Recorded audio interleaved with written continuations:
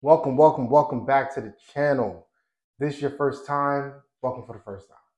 This is the Strictly Free Game podcast. I am your host, Sean Waller. New York City has just banned Airbnbs. Crazy. Well, we knew it was going to happen because this is not the first state that they started doing this stuff. It hasn't officially been banned per se, but they have put a chokehold on what's going on with Airbnbs, right? So if you have not read in the news, effective September 5th, Airbnbs will have tighter restrictions in New York that are almost going to kill the market for Airbnbs, right? So an Airbnb is a short-term rental, if you don't know, that a lot of people have been using, especially during the pandemic. Some prior to the pandemic, but during the pandemic, they became very popular. People were buying these single-family homes or multifamilies, renting out spaces, and just to generate more income for themselves, they created businesses out of it. It's been a great thing for a lot of small landlords and small investors that have got into the market. But this is what happened. So now the big boys in the business, the hotels, the long-term rentals, the people in certain neighborhoods are saying these Airbnbs are killing our market, especially the hotel industry, and they have paid these lobbyists to fight on their behalf, which they usually do in these situations, to fight on their behalf to put stricter regulations on these Airbnbs. Most people have started opting out of traditional hotels because Airbnbs give them more flexibility, it gives them more space. If they have larger families or larger parties, they can host it at these single family homes or multi-families, whatever they're renting out at that juncture. And it's giving them more space to operate, right? They can move around, they can feel more flexible. They don't have to worry about the front desk, people complaining next door in the room next door, and they can have their own freedom. But people in these neighborhoods that they're hosting these Airbnbs are saying, listen, these parties are out of control. There's bringing danger. There's bringing crime, which I don't believe that that's the case.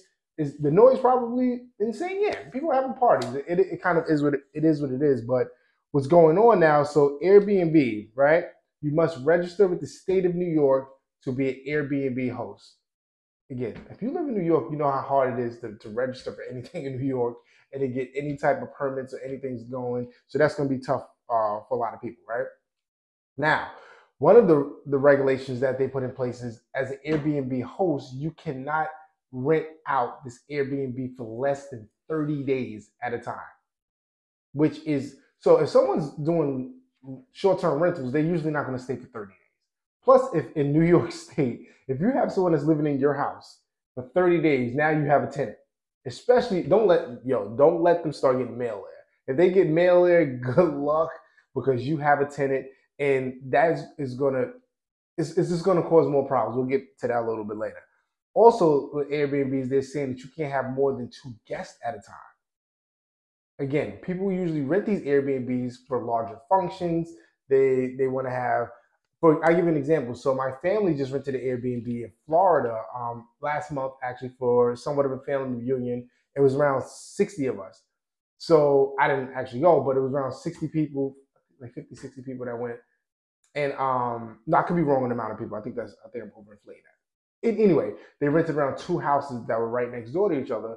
For the kids were able to go. They had a pool. They had game rooms. They had different activities in the house. Give them space for the kids and for the family members. Everyone had their own rooms. Basically, had their own suites with their own bathrooms, things like that. And it was a lot cheaper than doing a traditional hotel. Plus, everyone was able to be in one confined space and be together at one time. Hence why people love Airbnbs. Now, what Airbnb is saying again that you can have more than 2 guests at a time. Plus, they're saying those 2 guests have to have full access to that whole house that they're hosting at that time. So, and they're also saying that as the host yourself, you have to be on premises at the time that you're renting that Airbnb. Meaning, a lot of people that have gotten into the Airbnb space don't even live in those markets. I know a few people that have bought in different states because it's a lot cheaper to acquire those properties. They rented them out. They created like luxury, these really nice Airbnbs. So how are they going to go to, let's say, South Carolina while they have someone that's coming there as a guest to stay on the premises with them? It makes no sense. So again, they created a lot of these laws, knowing that it's almost going to be impossible for the smaller time Airbnb owners to operate. Now let's talk about the people who actually do live in their homes, right? So I was reading a story online about this article, and there was actually a lady that was renting out part of her brownstone in Brooklyn, and she started hosting it. It's her and her family lives on one level, and she's using one level as an Airbnb for additional income. If you live in New York, you know New York is not a cheap state to live in, so a lot of people are always trying to find little side hustles, right? Little side hustles, get their money up in New York, and this is what hurt a lot of those people, man. A lot of those people were actually relying on this money to help with the cost of living in New York. Have you been to a grocery store lately? Has anyone? Listen, I went to a grocery store the other day, right? And it cost me $60 for one bag of groceries. That probably lasted me maybe 2 days, if I was lucky. So it's going to kill that hustle, right? It's going to kill the people that are actually good people that are looking to rent out portions of their home for additional income. Now, let's get back to New York. So, all right, now you're saying showing boo-hoo, whatever. They have the money, they can figure it out. New York City is not the easiest state to be a landlord. It's not. There's nowhere near it. The landlord-tenant laws in New York are probably the worst in the country because they tilt heavily towards the tenant and not the landlord. In fact, during the pandemic, we had so many tenants that were just not paying rent because they knew that they could bypass all of these laws. It takes months to even get in front of a judge to get these people to even start the eviction process. And sometimes it can take years to get them out. Some people are still fighting to get these tenants out of their houses since 2020.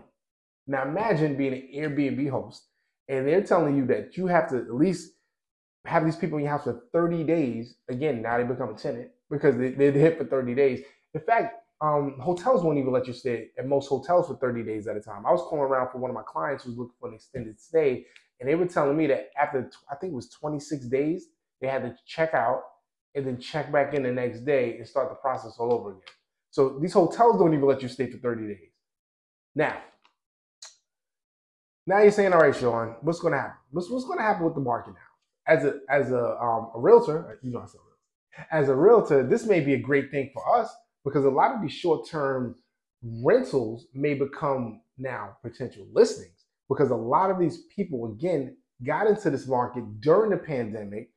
Again, they were looking for additional income. Some people were refinancing their primary residence, pulling money out, buying these short-term rentals, and a lot of them aren't going to be able to leverage two mortgages at this point. Let's keep it spade. Let's call a spade a spade. You know what I'm saying? They're not going to be able to leverage them. So what they're going to do is either they're going to become these long-term landlords, which a lot of people really don't want to do in New York, or they're going to start liquidating these assets, which most likely a lot of them, I would say probably 50, it's going to be a 50-50 thing. A lot of them want to start liquidating these assets and say, you know what, I don't want to deal with it anymore.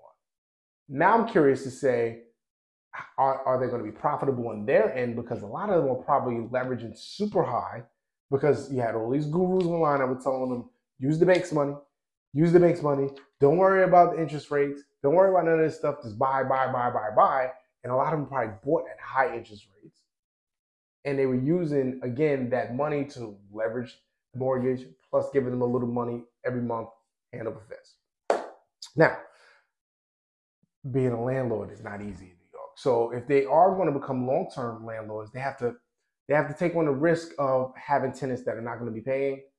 I'm going to give you an example. So I recently had a past client that passed away. Rest in peace to him. His mom came to New York. Pardon me, I just want to post this message. Came to New York. She was looking to sell his property. He was actually renting out his lower level, and he was staying on the second level. And the tenants below approached the mom and said, "Listen, we're sorry about your loss, of course, and we're looking to move upstairs." Which I thought was a little weird, right? I thought it was a little weird on their end that they were actually raising their own rent because they were paying on the lower level, they were paying around like $1,700. For them to move on the second level, they were going to have to increase their rent by like $2,000.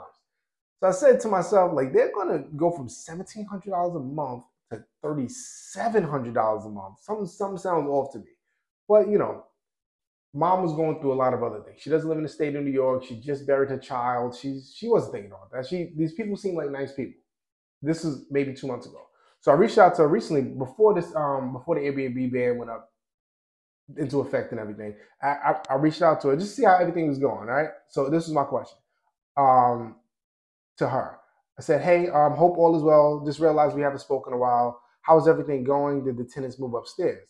She said, hello, Sean. Actually, it's been a nightmare. They have not paid rent and they will not leave. I had to hire an attorney to evict them. I'm going to go past the other part because that talks too much in detail about everything else. She has someone that actually, so they wind up, they never moved to the second level. She didn't let them move to the second level because they were doing repairs and things like that. But someone else did move into the second level, a friend of her son that just passed away, who's paying a certain amount of money. He's paying around, I think she even said, he's paying around like $3,500 for the second level. No, I'm sorry. He's paying around like $2,500 for the second level, but each month the mother, because the tenant downstairs is not paying rent, is coming out of pocket to cover that mortgage, the additional amount for the mortgage, because the person upstairs is not going to pay for the whole house because they're not renting the whole house, right? So she's coming out of pocket $1,000 a month just to cover the remainder of the mortgage because the people on the lower level are not paying. So so they've been really nasty. They're saying that they're talking to a lawyer. So the people that are living on the lower level who are not paying her rent hired a lawyer, and the lawyer is telling them that it's going to take her at least 3 months to get them out. I don't know why they're doing this, but can't wait to get them out. I need to restart my life and just get out of this mess. Mind you, remember, she just buried her child 2 or 3 months ago, and these people on the level below in the son's house is giving her a hard time, and they don't even want to move out. In fact, she stopped collecting rent from them when he passed away to let them keep a little money so they could move out, go into a new place, and they have to worry about paying rent there, and then going and paying security and rent for a new place. So she actually did the right thing by them, and they still screwed her over. Asked if she needed an attorney on her behalf to help her out because I'm always here to help people, and I'll refer someone to her. She said she had someone. This is what she said. So they know I'm struggling to pay 2 mortgages and just 2 POSs. If you know what a POS is, you know what a POS is. They're pieces of shit, basically. And they don't care about anyone but themselves. I just want to start my life over. So again, people were doing short-term rentals like Airbnb because it was helping them avoid things like this. Short-term rentals, they would come in for a few days, a week, check out, you clean the property, on to the next one. You can even freeze it if you didn't want to. If you wanted to hold off, if you had family members that were coming to town, you can let them go there. You have flexibility. Now New York State is basically saying that flexibility is gone. You either become a long-term landlord or you figure it out, but these Airbnbs are not going to happen. Again, the lobbyists won.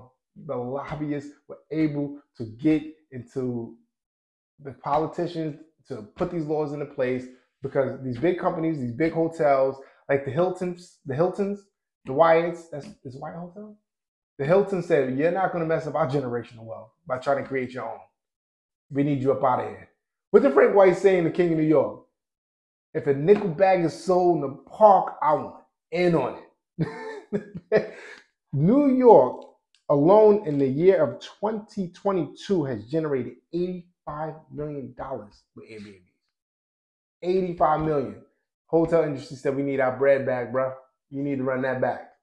Run that back. You're not eating no more. Y'all taking money out of our pockets. We need to put these laws into place, and they won. What could you do? They won. So, I wrote down a few things here. So, again, New York State, we have way more things that we should be worried about at this point, instead of worrying about the small mom and pop Airbnb hosts. What about immigration? What about the 10,000 immigrants that Eric Adams, who is the mayor of New York, actually said New York is projected to get 10,000 migrants a month. 10,000 migrants a month. So now you're telling me that, which I think they're trying to stronghold, the small Airbnb hosts. They're like, you know what? Here's some migrants. Put them in your property. We'll give you $150, $200. I think they're paying $200 a bed at this point. And people are like, you know what? Nah, I'm not going to do that. I don't want to do that. This is my house. This is my property. This is my asset. Why are you dictating to what I can do with it? In my estimate, I'm saying, listen, this is overstep, bro. Like, this is, how can they tell you how to rent out your property, something that you paid your hard-earned money for? Listen, man, it's a crazy game. It's a crazy game. Go and vote, man. You have to vote. I think MG was talking about this on his channel. You have to go and vote locally. We all have to do this. We pay too much attention to the presidential races, and we don't pay attention to these local councilmen and councilwomen. We do not hold them accountable. We have to start really regulating them and being on their heels to let them know, like, listen, you're supposed to be, we're your constituents. You're supposed to be protecting us. How is this protecting us? How is this helping us leverage what we have? How is this helping us create this generational wealth and even just to get by in New York? I was talking to a friend the other day, and he was telling me he took his kids to McDonald's, and it cost $40 for a family of 4 at McDonald's. We got too many other things to worry about. Inflation is crazy. Immigration is insane. 10,000 migrants a month. Immigration is crazy. Crime is crazy in New York. There's so many other things that we have to worry about instead of Airbnb. So let the small people eat, man. Let them eat. That's all I got. That's all I got. Listen, if you like things like this to be on this channel, let me know. Like, subscribe, hit the notification bell. I'm going to try to do more of these more often as breaking things are coming out, breaking news is coming out. Just keep it a buck. Keep it a buck with my peoples, man. If you have an Airbnb, let me know. What is your plan? What are your plans to go forward with your Airbnbs or the properties that you have that you use for Airbnbs? Are you going to sell them? Are you going to keep them? Are you going to become a long-term landlord? Are you going to get more to the Section 8 model, which I think a lot of people are going to start really thinking about getting into as well? What are your plans? Let me know. Sean Waller, also known as, I used to be formerly Sean Your Realtor. I am Sean Waller _ on Instagram. Follow me, follow the page, subscribe to the channel. Strictly free game. Let's go.